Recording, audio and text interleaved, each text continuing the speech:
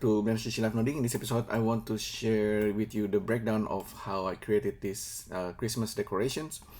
So basically, this is looking really complicated, but it's actually super simple. If I explain, oops. So basically, we have. Let me turn off all the bling. So basically, we have this kind of like a stretch edge that's looking very detailed and complicated, and then we have also this kind of like a spikes or like a crystal stones, and they're actually super simple. If I reduce the complexity, they're of course an icosphere. If I just reduce the resolutions, you will see they're just edges. Okay, so if I even make it simpler,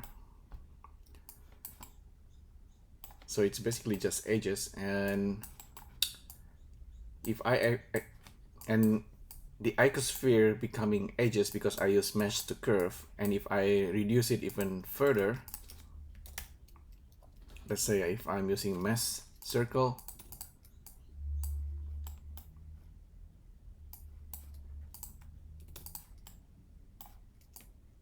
it's still looking pretty complicated, but it's becoming clear that it's just like an edges which has kind of like a weird pattern, and then on each one of them I have this thing with a strange pattern that might be familiar. It's something called that's actually coming from dual mesh objects. Okay, so let me try to explain the whole situations.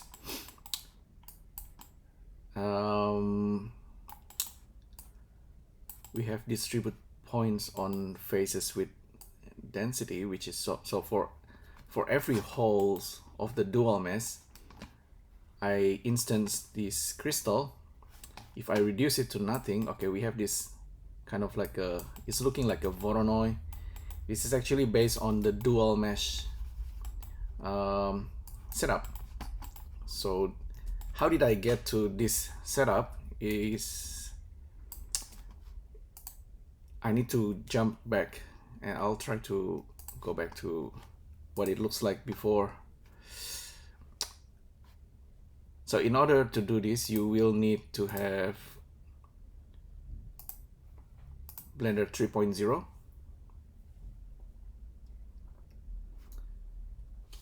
Okay, I think it's reopening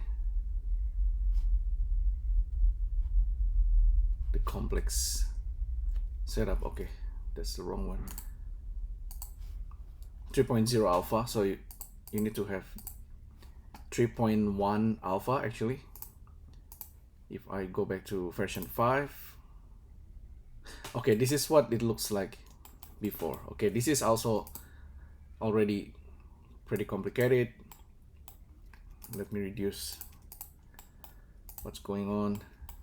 Let me actually remove the instance. Okay, now we have simple objects, and this was something that was posted the other day by Benny Govertz, one of Blender artists. And okay, the setup that we have, let me get rid of the floor even, and we have this guy. Okay, this guy is simply a spline that's been extruded and triangulated, and I'm using dual mesh. Okay, dual mesh have different flavor where you can keep the boundaries and without the boundaries, so that's important. So distribute the mesh. This one is the instance crystal. I think I can explain this one from here. Curve to mesh. Okay, this guy is responsible for the shape and also the dual mesh. If I turn off the dual mesh, it's just simply like a triangulated, and it's okay. This guy also have wireframe and solidify, and subdivision. If I get rid of it, you know, it's just a basic triangle based on the wireframe. This topology doesn't look as interesting. So if I reduce everything, you know, even without triangulations, it's just like a basic extrusion. And I have, of course, this randomized seed and something to control the height of this form or structure. So random value is coming from here. It's actually randomizing the radius of a curve. So when we use curve to mesh with a normal circle,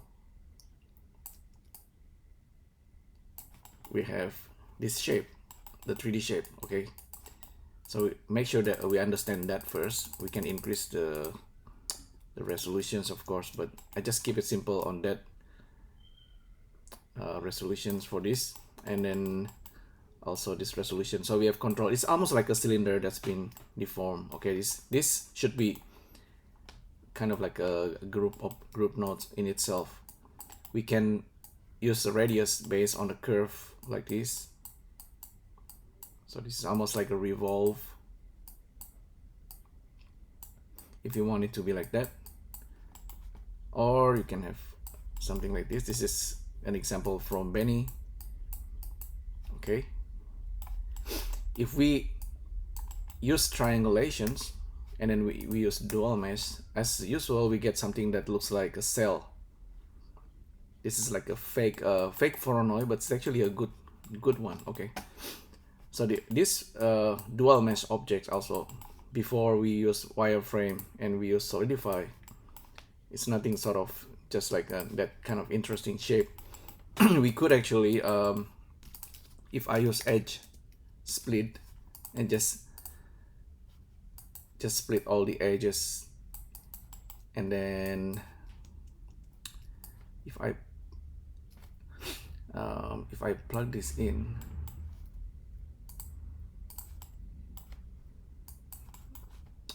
we probably need to also fill the curve. Let me try. If we use the smooth, okay, we have this shape like a cell. This is also something that you might want to consider to use. It's very interesting. This is the inside of the cell. Okay, so let's get back to what we have before. Let's get rid of split edge. Back to this guy where we use a wireframe modifier. We can increase the thickness and also solidify.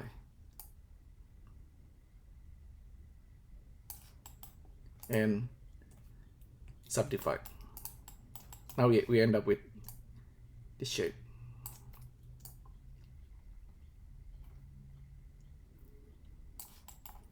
Okay, so from this shape, what's happening before was that I'm also using instance. So for the instance, we have all these little crystals that I can scale randomly, and I can control the density. So it's almost like making a spike or like fur for each one of the holes. Yeah, it's looking really weird. What are those crystals? Those crystals are made up of stones, and the stones were generated using Convex Hall and the Dual Mesh.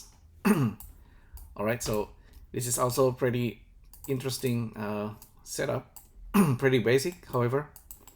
It's just like this mesh line geometry where the value is randomized and offset. And then by using Convex Hall and Dual Mesh, we get a crystal.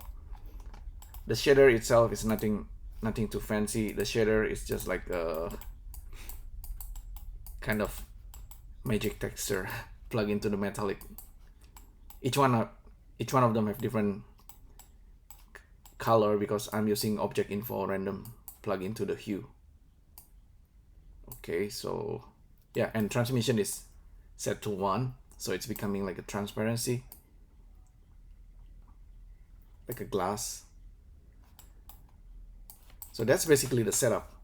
And how about the other one, the one I showed you before? That's actually just like a stretch object of this guy.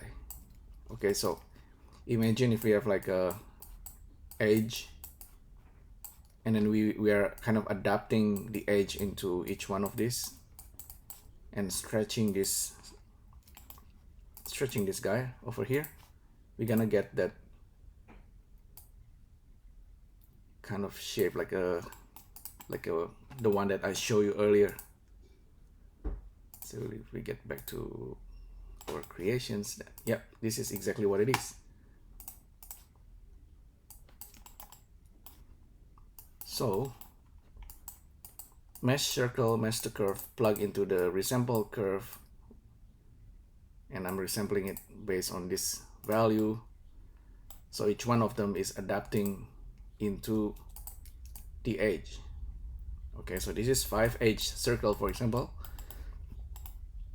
Each of the edge is being replaced by that form that we saw earlier, and the rest of them is just kind of instancing all these instance objects to create the crystal. The crystal is being generated on the whole. That's why it's looking kind of mixed and blending together. Let me reduce this randomizations.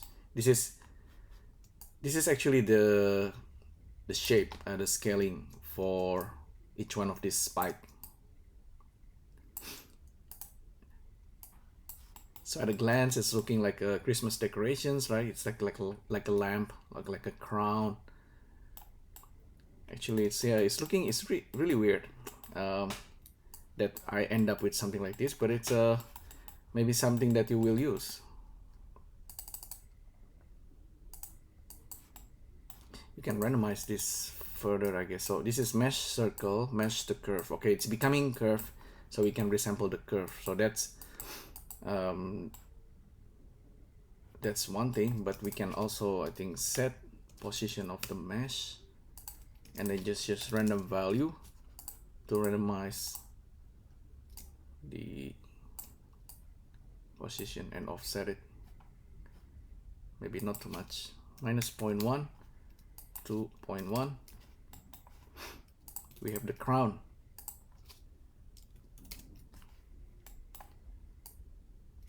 Yeah, it's looking like something you don't want to wear. well, and it's looking like a Jesus crown, but it's supposed to be like a Christmas decorations. But anyway, it's really weird. Okay, so yeah, the rest of them is exactly the same that I showed you earlier. It's just this node is responsible curve to mesh. So we have, of course, like the curve circle to give the details along our curve, and so the curve is being adapted to fit this setup. We have, of course, still randomizations because we have another seed here. Just plug in whatever seed we just plug it in.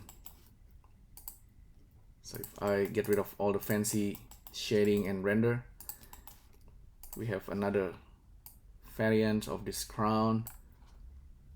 We can control the Z. What is the Z? Okay, the Z is controlling, it's controlling nothing at this point. We have the density of the spikes.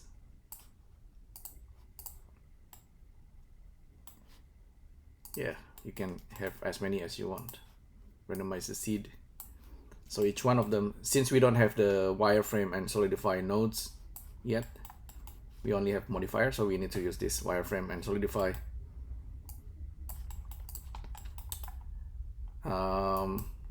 What's interesting here, you can see the instance still behaving like an instance. It's instancing these stones. So this is 5 variants of the crystal. If I show it to you, I forgot to show you the stone.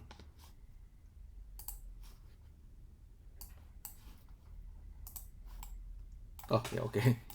They're this huge. These are like 5 different variants of the cube based on the dual mesh So once again, let's summarize what we learned. View, frame selected, mesh line, randomize and offset the line. We can control the height of these crystals, and we can randomize the value, and yeah, we can basically just make changes to make this crystal. This is the as basic as you can to create like a crystal stones. Okay, so that's 5 stones. We can make more variants, and then we have this, which is something that I explained earlier. So it's very simple and basic. This is actually just one example of how you can merge 2 geometry nodes together into a single setup, and you end up with this Christmas decorations. All right, so hopefully you find this interesting and useful. Thanks again for tuning in, and I'll see you next time. Thank you. Bye.